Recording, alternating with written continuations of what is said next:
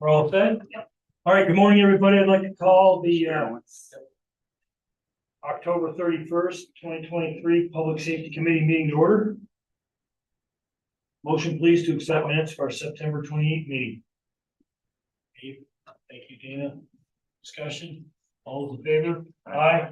Opposed? Motion carried. The Sheriff's Department, sir. First on the agenda, we got a couple of things that are not on the agenda that we'll cover with public safety. How are you today, sir? You make them first all the time. Yeah. Got on the first bit, now it's next. Oh, that's good. You're the only one that's admitted anything for you to. Okay. So the first thing is, we'll receive the Patrick Leahy Bulletproof Vest Partnership 2023 award. Recognize that we get that every 2 years, I believe it is. The amount is $28,896. Oh no, I'm sorry. It's $35,072.50, which 5,176 of that is probation. So I told Dan I would take care of that in our motion. But basically, we're accepting. I'd like to have a request that we accept those. Yeah, motion to Move to accept. finance. Second. Second. Yeah. Any other discussion? All in favor? Aye. Aye. Opposed? Motion carried. And the second one is to accept a pharmacy bid for 2024 from Diamond Pharmacy. We currently have Westwood, but Diamond came in lowest bidder for 2024. Motion to accept. Dave, second. Thank you, sir. Gosh, yes, sir. Yeah, Sheriff, is basically when you put this out to bid, it's for the same stuff every year. Yeah, we make sure there's certain criteria, like if we get a refund on unused prescriptions, things like that, and then they go strictly by prescription costs. So what the cost of the prescriptions are. So I'm just curious, over the years, is prescription rising or with the pharmaceutical company? Yeah. Any other discussion?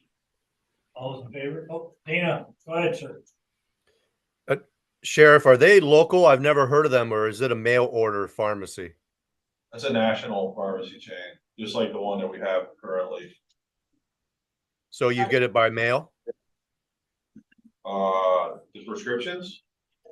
How do you get the delivery to the jail? Does it come by mail? Yes, and sometimes we do fill them locally if it's if we don't have, if we get a new inmate who has some strange medication that we have to get immediately, then we'll get it locally through using Diamond, but we'll use one of the local pharmacies. Do you have a little stockpile of commonly used drugs, or does each inmate get a prescription and each one is filled? A little bit of both. We have some, like for instance, we'll have some left from the previous company when this company takes over. Okay, thank you. Any other questions? All those in favor? Aye. Opposed? Motion carried. And the last thing I have is, it was kind of after the request for the meeting agenda came out, but I provided the Village of Port Edward with the first quarterly report. And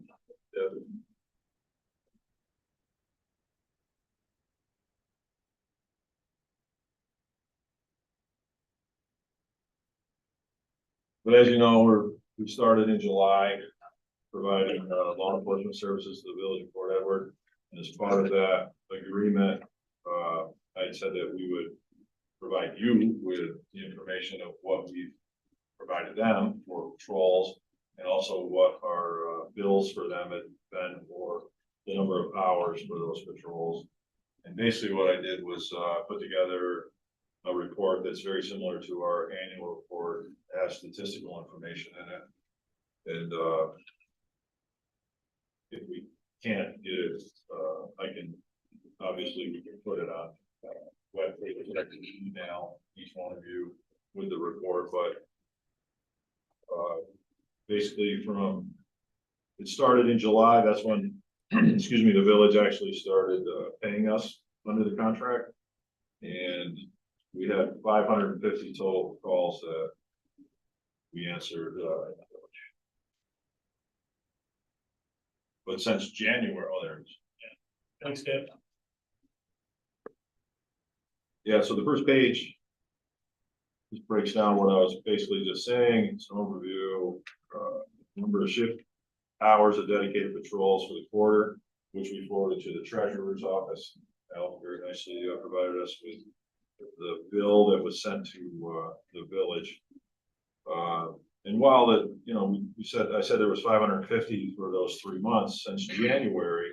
There was 1,587 calls that we handled out in the village. So those prior months, they had a lot of time when there was no patrols, and we handled the calls there anyways.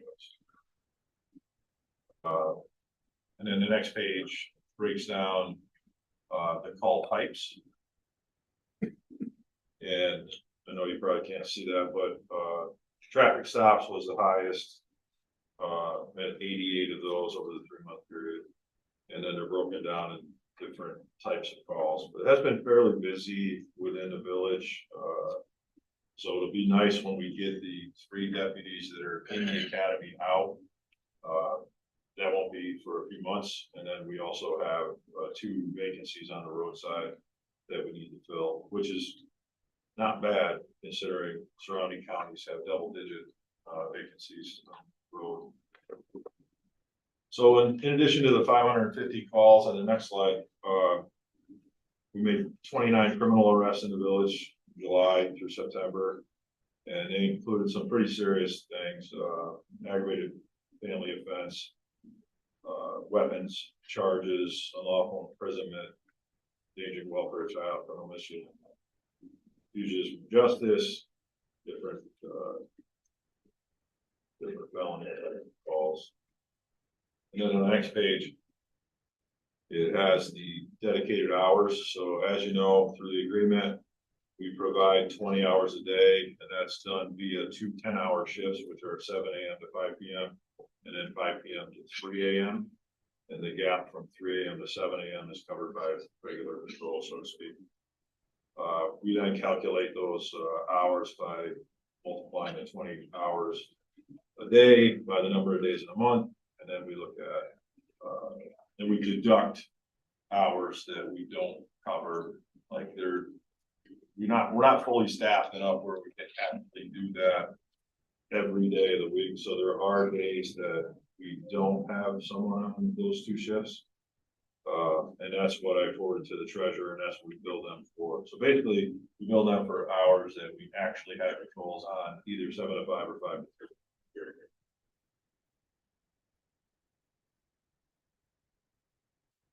And then the next page, we just listed some of the community events. You know, again, this is a report for the village to show all the things we did, not just the arrest and the tickets and all that stuff, but also we extended our community first motto type events that we attended in the community.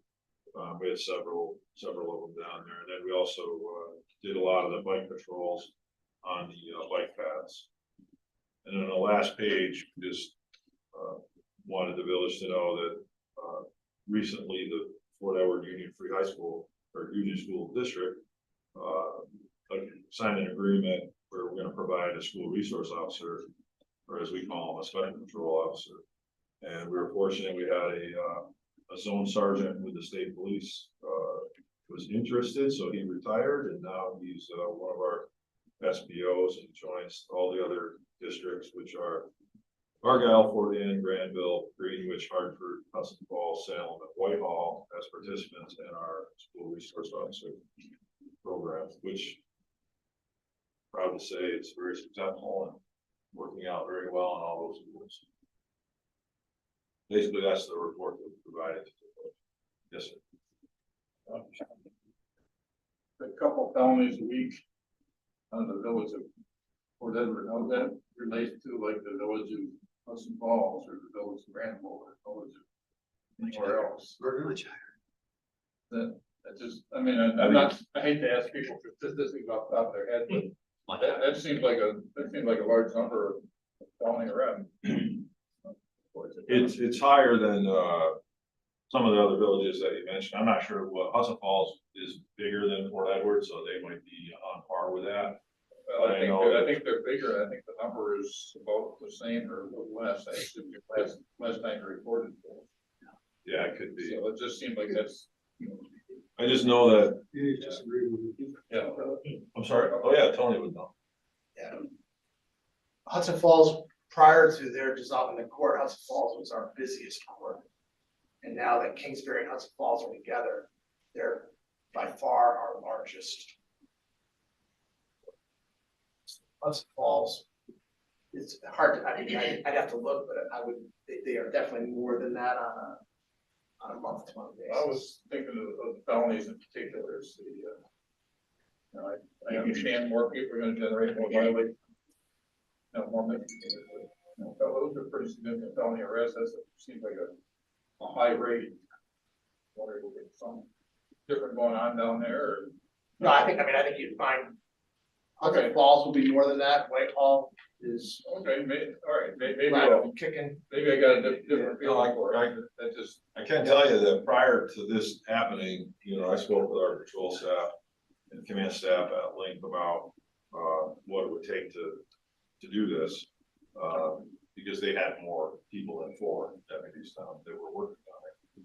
But we looked at their call volume over a 5-year period, and as Murphy's Law would have it, as soon as it seems like as soon as 2023 started, the calls just were pretty much nonstop down there. So it was very busy, and you know, our people were looking at me like, what would you get us into, kind of thing.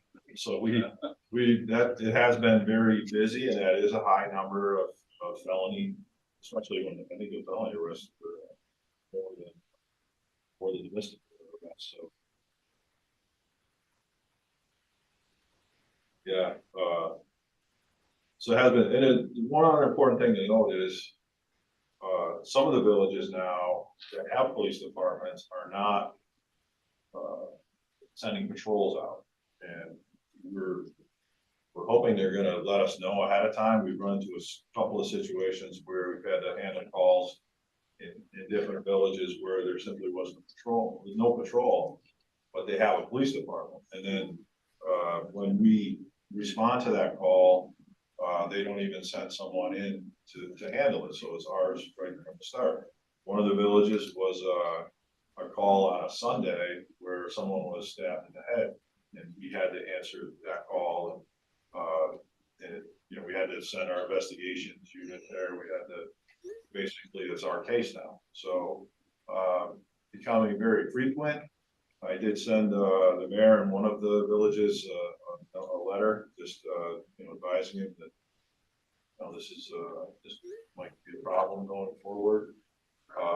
Because if we had another police department that just dissolved, we definitely would try to do what happened with Fort Edward, is, you know, work with them to try to provide law enforcement coverage. But right now, they're just not filling shifts pretty frequently, like almost every weekend. So I'm thankful that I was allowed to add deputies over the past couple of years, because honestly, I don't know what we'd be doing right now, how we would be answering that call without the staff that we have, which is already pretty much stretched pretty thin. Mr. Happ, you had a question? Yes, please.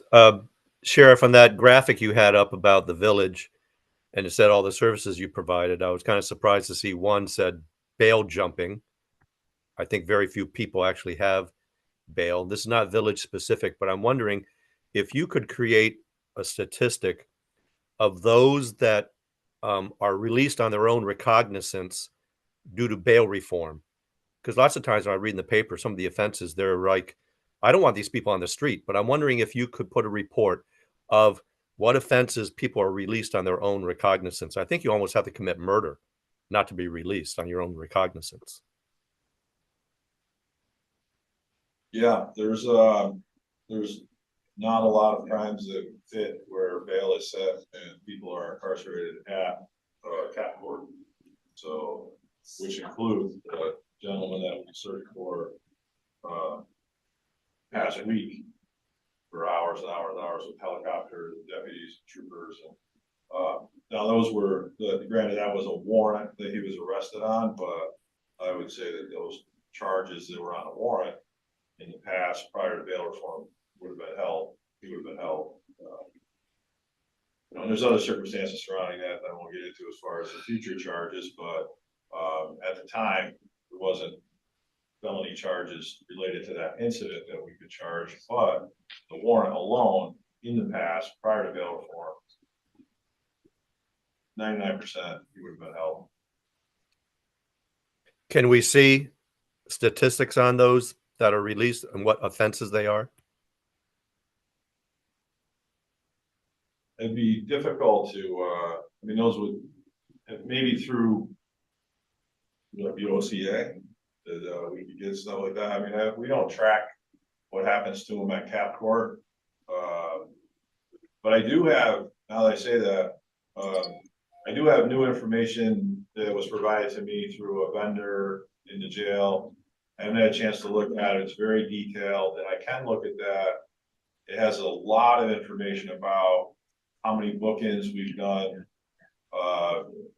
and what the related charges were, the most common charge. I can tell you by looking at it quickly. I just got it yesterday, so I didn't remember it, but I can tell you the most common charge, which kind of plays into the LEAD program that we've been talking about, is criminal possession of controlled substance 7. That's the number one, or not the number one, but that's the highest amount of people that are arraigned in our cap court are arraigned for that charge, which doesn't surprise me. So I can certainly provide you with a lot of detail as far as the arrest and what the charges are and who's going before the cap court. I just don't know that I can tell you how many of those were released with bail or held on bail. Well, that's, but the offenses that people are released upon is kind of what I would like to see. So that's a court thing. It's not a sheriff thing. It's a court thing, right? Yeah, it's not your data. Yeah. No, but the sheriff knows who goes behind bars and who doesn't. Yeah, that's why I'm saying we can look at our booking data and then try to tie it to the charge and see who's getting booked in for what. But like I said, I can, you know, I can look at that. I'm pretty sure I can get it for it. I just don't want to say 100%. Tony, might it be easier to, lack of a better term, give Mr. Half a list of the bail eligible offenses, what bail could be set for, as opposed to, it might be easier to do the smaller amount instead of the larger. I mean, I think there's a lot of, I know Mike has, there's a lot of factors that go into whether or not, I mean, first, there's so many questions, right? The first is the offense bail eligible? And then there's an analysis that's done by the court. But you could have, and I think the statistics will be misleading because you could have someone with 2 prior felony convictions who gets picked up on a felony DWI. They're going to be remanded, not for anything other than the local court judge lacks the ability to set bail. And there's so many factors that go into whether or not someone gets released. I think your statistics will be, they'll be raw numbers, but I don't think they'll be relevant to the analysis of what you're trying to get at, right? It's because there's so many factors that go into it. We had someone, you know, and it varies by who the judge is sitting on the case, and what the factors are as to whether or not the person should be held or not. So I don't know how I would come up with a meaningful statistic that could say, because of the changes to bail in 2019, this is the direct result in a statistical sense. I'll tell you how many bail jumpings we have today versus 2019. And they're up about 250%, 300%, but beyond that, there's such a variety. I have arraignment statistics, since we've started the Council of Arraignment. And, I can provide you with all the arraignment statistics, which does track release, remand, etc., and what you're charged with. So I think I have statistics that would answer your question, Thank you. and I'll provide them to you. Thanks, Mike. Appreciate it. Any other questions for the sheriff? Yes, ma'am.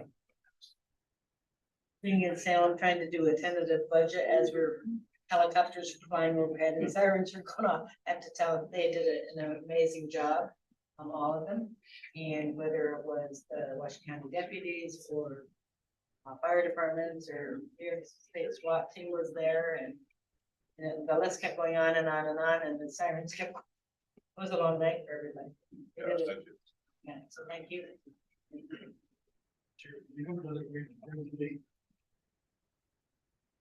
So we called that one this morning. Oh, A little over a couple different. I think you found out that. Here, one. I didn't know there was a question about the $25. I think that's something. Yeah, that was recognized. It was. Yeah. Okay. I know there was questions. Thank you. Thank you, sir. Have a Thank great you. day. You too. Appreciate it. Well done. Yep. Email me a copy of that. All right. Thank you. Glenn, come on up, sir. Public safety's got, it's not on the agenda that you received, but there's Apologize for that. All of these items came about after the deadline. The first two, we received notification of our fiscal year 23 communications grant in the sum of $773,600, and our fiscal 23 public safety answering point operations grant for $147,298. So I'd like to get those recognized. thank you. Got a second, Matt? Matt, you got a question? All those in favor? Aye. Opposed? Motion carried. The other, we had a future BMS working group meeting on the 27th.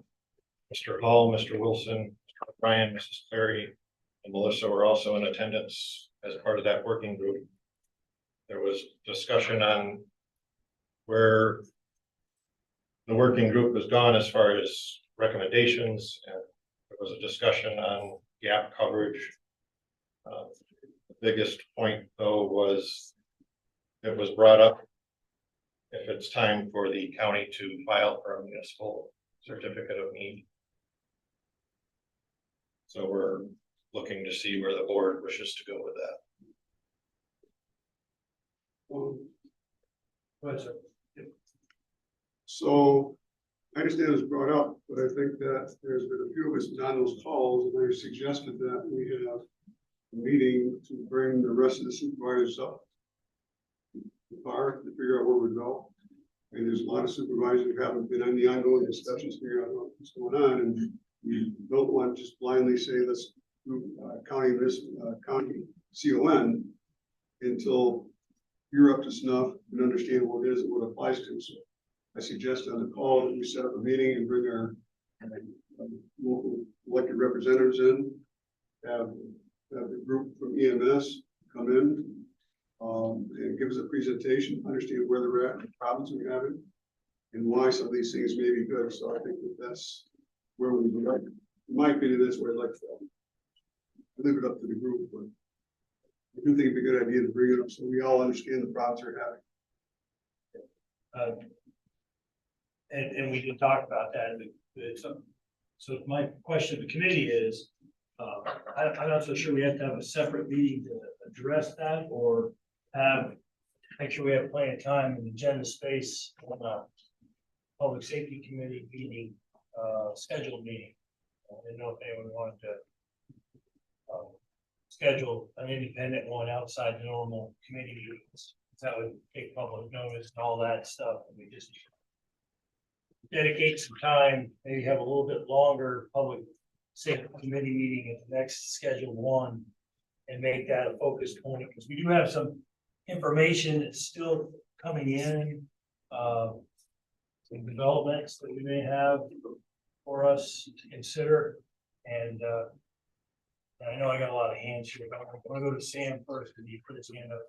Yeah, no, I was just in support of the certificate of need on municipal level. I think that we need that. I think if we look at the results of what was given to us as a committee, and Tim, what was the distribution on the reports that we got when we first started? Did that go to all the other supervisors? The one that they turned in and showed how much each town paid and where they were staffing wise, that type of stuff. Do you remember? Yes. The survey? Yes. Did that go to all the towns supervisors? I believe it did, I mean, we could bring it back up and.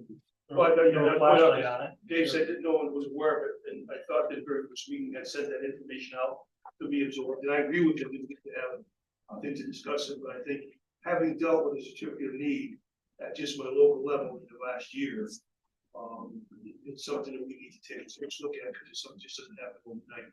Right. We need to be prepared as these departments start folding, and they're going to fold, because it's not sustainable the way it is. It's just not. So you got, Yeah, I support, maybe spend some more time on it, but I think the certificate of need is maybe a separate piece of a larger problem that Sam alluded to here. And it's kind of fairly time-consuming process to do that. I consider it almost preventative medicine for the county to have a general certificate of need. We may never use it, but if all of a sudden our guy calls up and says, hey, we aren't working anymore, it's gonna fall to the county to say, all right, how are we gonna get these calls handled? With the county certificate of need, that's fairly seamless. But having to go through some other agencies, looking for a certificate of need is gonna be a little tough. I think that's something we ought to be working on right now.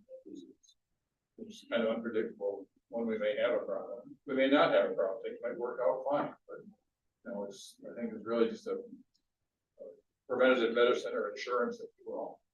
Something we ought to be thinking about doing. Folks with. Pat, sir, you. Certificate of need application, would that approval like we're looking for come from this committee or full board? Would have to be a resolution.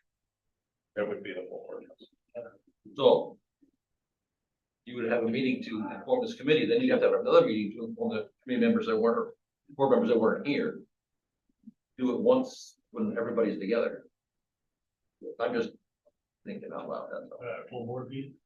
Or before or after, or when you're gonna get the vast majority of Finance. maybe. I'm not stealing, Brian, I'm not stealing your agenda.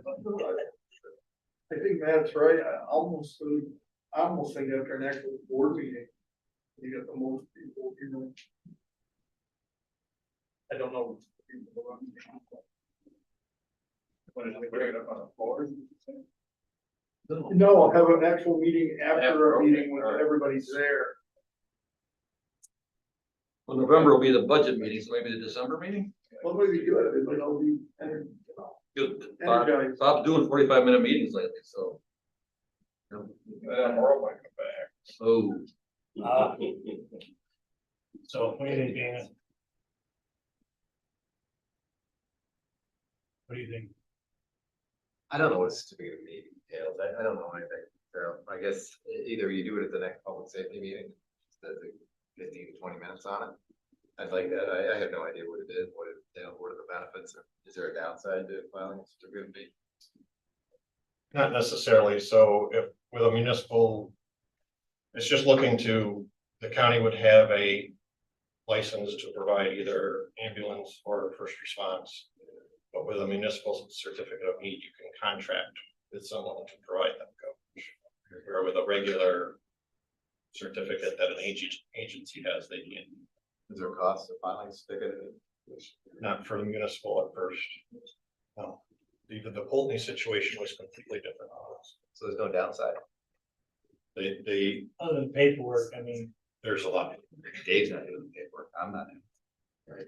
So, and we have to provide, when staff. run statistics and letters and so forth in the process. That's a recommendation. that came from the committee. Yes. What is it? On the certificate of need, you have to have like a third party reviewer, and but once that happens, does it make you eligible for state grants and things to provide that? Not any different than what we already have available.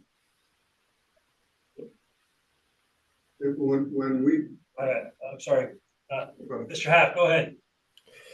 I'm sorry, I caught part of that. Are you suggesting that the county and provide ambulance service? Not at this point, no, sir, Then why would you go for a certificate of need? because to do gap coverage, the county can contract with an ambulance service to provide coverage. Paid for by the county taxpayers in general, Well, right? that is all discussion that would have to ensue, yes. No However- way. No, don't even open the door and let you put the foot into it. No, no. Yes, sir. so. A while back, just before COVID, we started going through this because it came up, Vermont can no longer cover New York under normal coverage. So we went through this entire discussion about getting certificate of need. And I would suggest if we have this meeting, we have one of the state people, even, Mark Spezio. And I think the real person knew a lot about CONs and the process, so I think that is an education process. I think I really learned a lot in that. And I think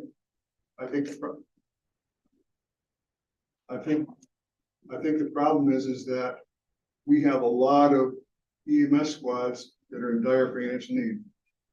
And if they go away, we still have to provide coverage.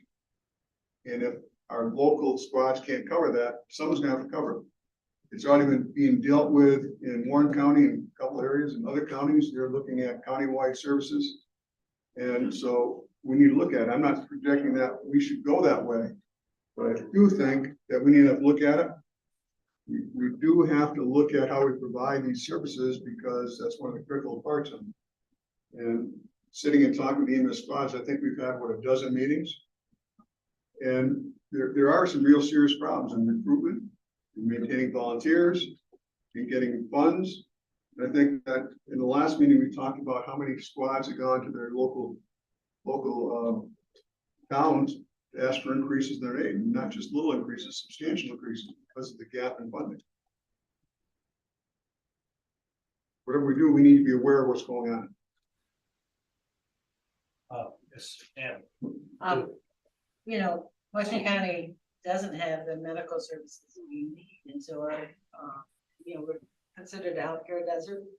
And so you look at all of our rescue squad volunteers and how much work they put into it.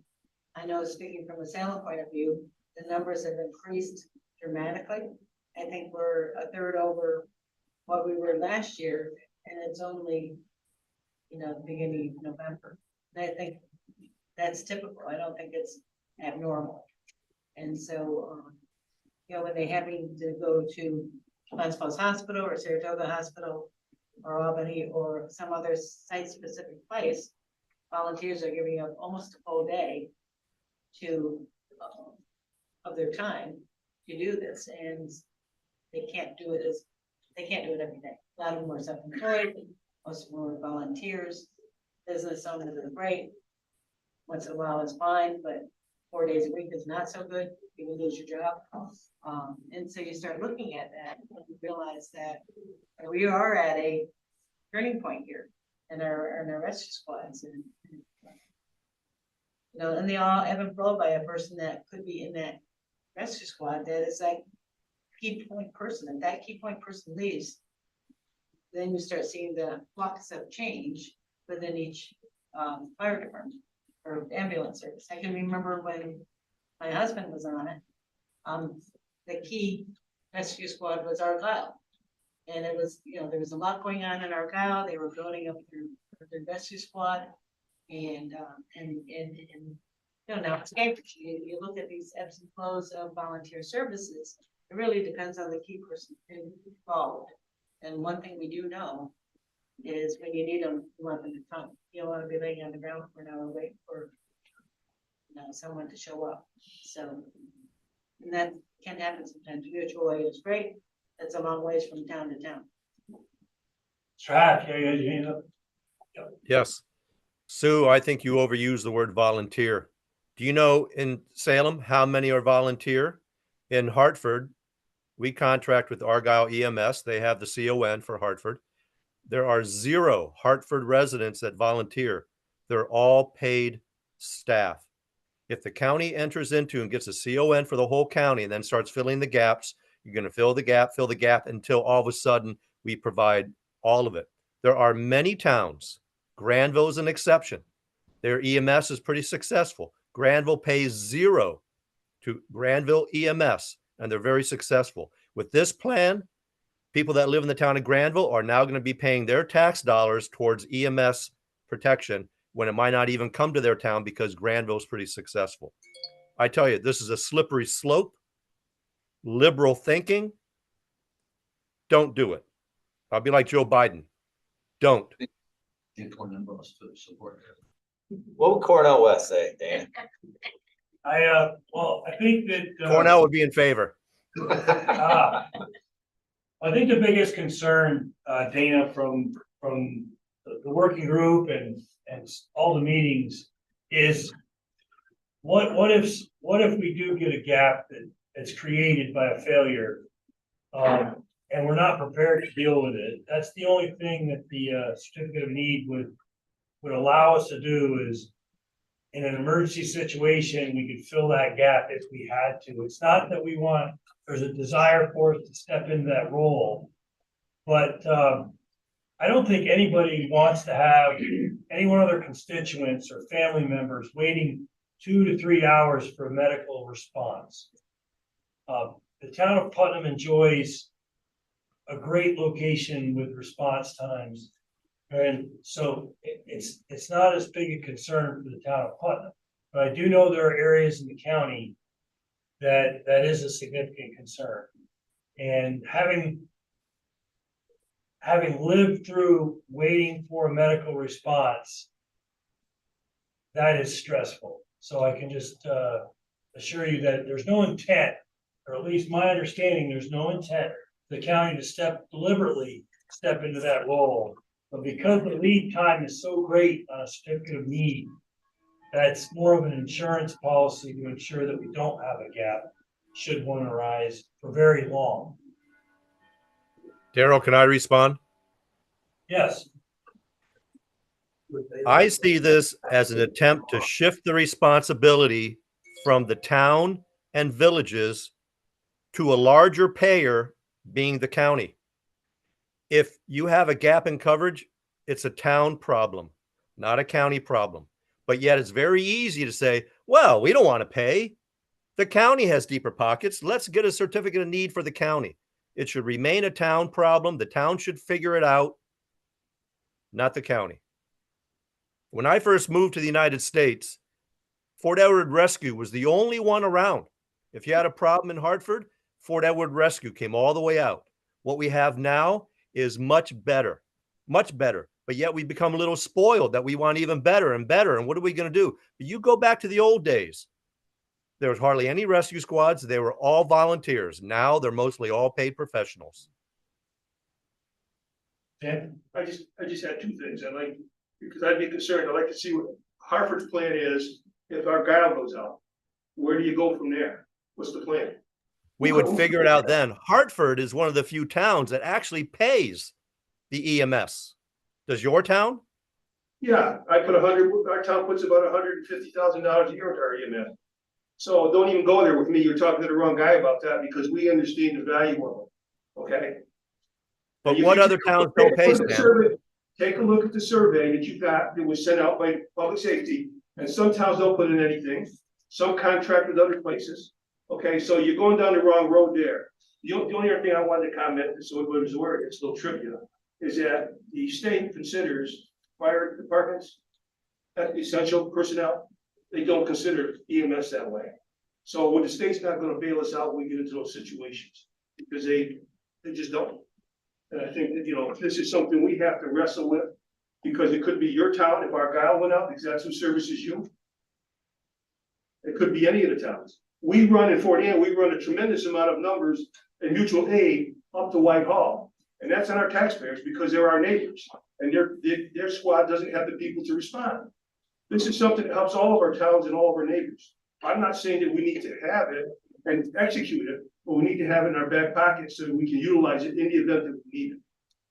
Sam, I bet you Fort Ann pays the most of anybody, and Fort Ann has not very good coverage. Fort Ann can barely answer a second call, but yet you pay the most. No, I think that you're wrong in those statistics if you look at it. Okay, you're using, I don't know where you're getting your figures from. That's not what's coming across at our meeting. And I'm not here, if you want to have that debate, we'll have that debate off the screen. Is Bruce in attendance? I am. Next time. I'm over here. Bruce, is it true that Fort Ann EMS gets the most money, but has a very hard time answering a second call? That used to be Dana, actually, yes, but not anymore. There's a change of leadership, okay, Dana, I don't know if you can hear me or not, but, since that change of leadership came about, you know, it's debatable, all right, but Fort Ann is handling most of their second calls now, so, I only ask as coordinator that you answer your first call. That's all I have ever asked of any agency. So I agree with Sam with a lot of this stuff. A lot of this doesn't have to be used, but I think you guys know me. I've been pretty proactive here. I've tried to keep things moving here. There's nothing wrong with having it. There's a lot of counties that have CONs, you know, and that's not bad, Dana. You know me, okay? It's not gonna be misused. Bruce, let me ask you, Bruce, can I ask you a question about the counties that have a CON? Do you see a gradual shift to where then the reasoning is it would be much more efficient instead of contracting out that we have our own ambulance service? County run, county owned, county funded ambulance service. Is that eventually is that where we're going to end up? I don't believe so. But I believe I shouldn't be the only one speaking here. That's not the intent. That's not the intent, is what I agree with Daryl. And, yeah, so how long does it take to get a certificate of need through the process? It takes a long time. But roughly 6, 8 months to a year? No, what, a couple months? A couple. When we started working the process, that was because of some. But we pushed it, right? We pushed it. Probably take you about 8 months, 7 to 8 months. Yeah, you've got to do a whole bunch of stuff. It's got to be all, it's complicated. So I agree with you. And part of the delay is dealing with the agencies that Right. authorize or give their approval. You have to wait for their meeting schedule and so on. Sounds like the county. I think one of the first issues here is a false premise that Dana's presenting, because it's not necessarily that the county would pay, the county would be able to say, okay, Hartford, Argyle just folded it. We can get you Fort Edward to come over under our certificate of need. It's gonna cost you this much. It's providing a solution for the town. The county's gonna say, all right, we're gonna take care of it for you. And we're gonna say, here's the solution we can offer you. You can pay Hartford, or you can pay Fort Edward this amount of money to pay their coverage. Right. We never said that the county was gonna get into the business of forming ambulance. Yeah, but that could be very technical, because it might be an extension of that area. You know, what we just went through here, it doesn't need to be a separate CON, so. Yeah, Melissa, I'm sorry. I just wanted to mention that with the EMS advisory groups that we've been having, those meetings, they came to be because the EMS agencies are looking for help. So they're coming to the county basically saying that they can't get members. They don't have the financial stability to keep going. So it's not the county trying or wanting to take over these services. We see the outcry from the agencies and we're just trying to prepare for something in case things don't change and they go under. Right. Matt? We're either gonna make a motion to apply for the CON right now, or let's set up a meeting, we can vet this with everybody. Otherwise, we're just gonna go around in circles here. We're gonna do one thing or the other. What are we doing? I'm okay with making a motion right now to apply for. I'll make that motion. On the table, second. I'm gonna tell you, I don't have the information. I know you guys been on the meetings. I don't have the information to make a proposal to support that. And I don't think John does, or Cassie does, or people are already here. It's a pretty big deal. Let's get informed.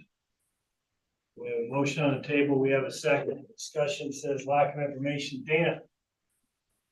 You guys are all politicians and you're speaking to a naive audience that's listening. You know where this is going to end up in 10 years. You know it. This is how it always starts.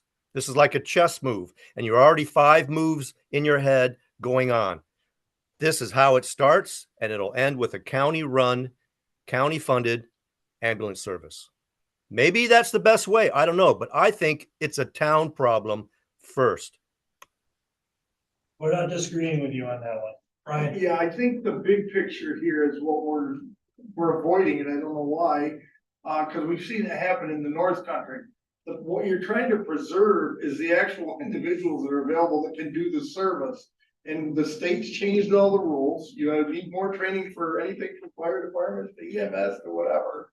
And in order to preserve that you have coverage for people to live here and have the quality of life they have, we're going to somehow have to preserve our emergency services. So this is the way they've looked at it, and it's a way to get there. I think Dana's probably right. Eventually, I think it'll be its own taxing district. I think that's where it ends up. I don't know how you're gonna get people to work for nothing. They can't even work now when we pay them. So getting people to work for nothing isn't gonna work. So you need a bigger global plan, and if you need a CON to get there, that's fine, so be it. But we need to have the discussion and everybody get informed why it's so bad, where the pitfalls are, and how we can fix it. Strobing, you had? Yeah, again, this was recommended by the subgroup that worked on this, correct? Could we just, is there any way, like, what was presented to them at the board meeting, if this resolution passes? Could we have? Yeah, we Just more information can relating get to, information together. that'd be great. Okay, thanks. All right, so we have a motion, second, we're having a discussion, sounds like we're ready for a vote. Any further discussion? All right, we'll see if this thing passes. All those in favor? Aye. Opposed? Nay. I just don't Nay. know. I'm not against it. Yeah, we have 2 nays. Right, 4-2, right? I mean, you've got 4 out of 7, you've got 4 yeses out of 7 members, so, yeah. Thank you.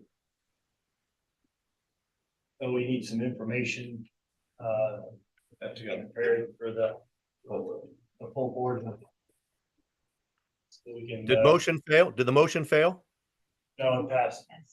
With flying colors. 4-2. So we have some work to do to get some information. Anything else, Mark?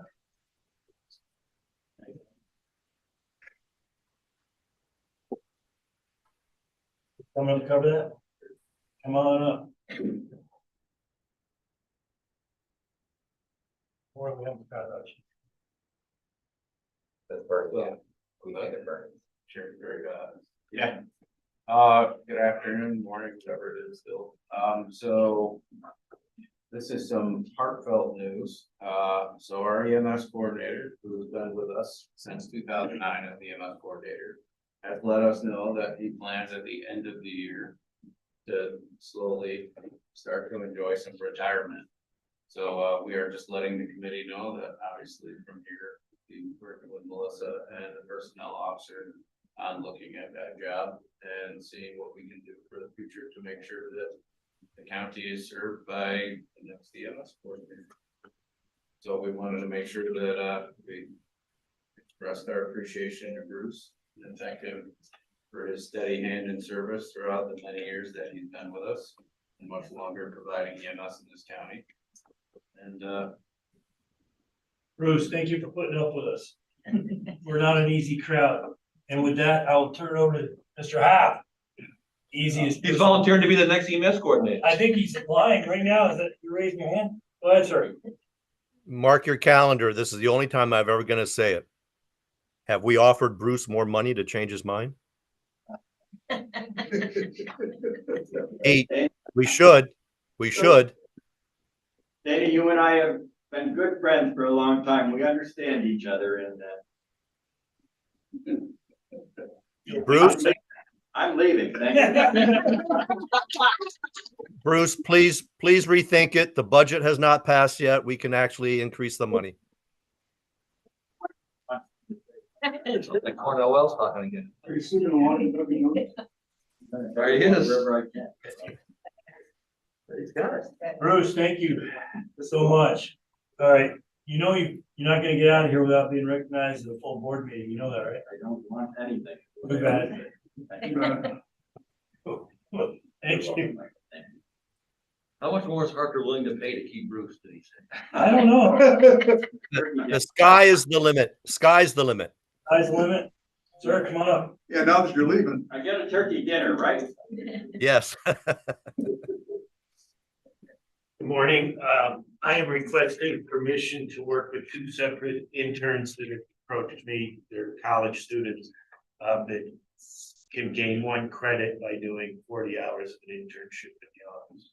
I believe I have tasks and work that they could do, so I think it'd benefit the office, and certainly the 1 hour of credit that they receive benefit them. And I think the plan is that this would take place over the winter break. Is there a cost to the department? No cost. Is there a utilization tour after they graduate? Yes. They have to come work for us for a couple? Oh. For 20 years? I mean, to go to law school, come work for our office. Motion? Thank you, second, Dana. Dana. Discussion, all those in favor? Aye. Aye. Opposed? Motion carried. Thank you. Thank you, Mike. Good luck with them. Thank you. Train them well. Any other business before the committee? Yeah, Tony. It's been long, and if not, that's fine, but Al let me know yesterday that we've been awarded a grant from the state, the Discovery Grant money. That's the 3rd year now, that he said that I can get permission to spend it before we receive it, so that when we finally receive it, we can actually implement the spending plan. I think we'd probably get moved to finance. I don't know if we want to take that up. I'm not on the agenda. Or I That's can okay. just kick it to, Motion to move to finance, Sure. Matt. I'll share that with everyone so they can use. Okay, Dana, Good chunk of the money is to continue covering salaries for positions that you approved last year. oh, good. And Treasurer will like there's that. money for alternatives to incarceration. Money for the sheriff's department that would have some strings on it, and then our laptops are in the process of running out of steam. And so part of it is to replace those for the attorneys. That allows us to continue to push the discovery out that we get in. What was the amount? $202,429. That's your award? Yeah. So you'll be looking for the check. They won't tell us they sent it. It'll just arrive one day. Small, yeah, I know, small unmarked bills, not sequential serial numbers. So Dana, for your information, because you're not seeing this, Discovery Farm Planning, funding plan, it's a total $202,429. Broken down into 5 areas: litigation readiness, 2 of them, pretrial services, admin support, and computers. Supporting the district attorney, the sheriff, Alternatives to incarceration. and alternatives to incarceration. This is a grant and not how you're going to spend forfeiture? Correct. Thank you. This is part of the discovery grant money that we get. Motion. Finance. Eventually, you're going to come with how you plan to spend forfeiture, right? Normally, isn't forfeiture used on these things? Not on these things. That would be in January at the start of the new budget year. 32 days from now, Dana. You're gonna have to watch it on YouTube. 61. If you send me your personal email address, I'll email it to you. Yeah, it's called theheartofthecounty.com. Any other discussion? Yes, Dan. The graphic that the sheriff had for the village of Fort Edward, it showed a cruiser that is not white, black. Is the sheriff changing the color of the cars away from white? That vehicle came from Fort Edward. That was a Fort Edward vehicle that they received, that we spent for the grant. Yeah. That they received with the grant that we took over. Oh, But- okay. All right. It Thank just you. happened to be He that does color. have black ones, doesn't he, besides that one? Unmarked. Marked, I think. Unmarked. Any other, any other discussion for the purpose of the motion on the table to use, to move the finance to discovery reform funding? Okay, with that, Aye. all those in favor, aye? Opposed? Motion carried. Thanks, Chairman. Thank you, sir. Sorry. Any other business before the committee? Hearing none, we're adjourned. Thank you.